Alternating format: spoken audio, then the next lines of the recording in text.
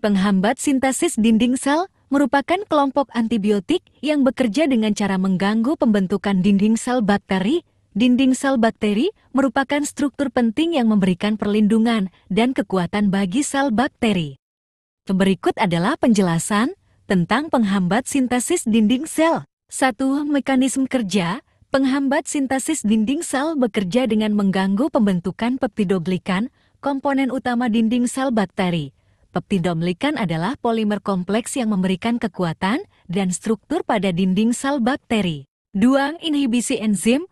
Antibiotik dalam kelompok penghambat sintesis dinding sel menghambat enzim-enzim yang terlibat dalam pembentukan peptidoglikan seperti transpeptidase atau transglukosilase.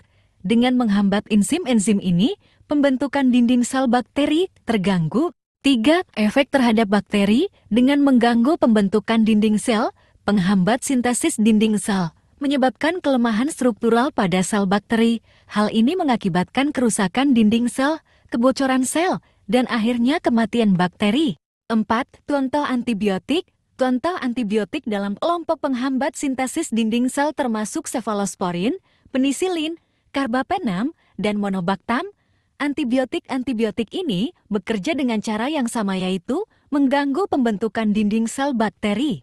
5. Penggunaan medis. Penghambat sintesis dinding sel digunakan dalam pengobatan infeksi bakteri tertentu seperti infeksi saluran kemih, infeksi kulit, infeksi pernapasan, dan infeksi lainnya yang disebabkan oleh bakteri yang rentan terhadap antibiotik ini. 6.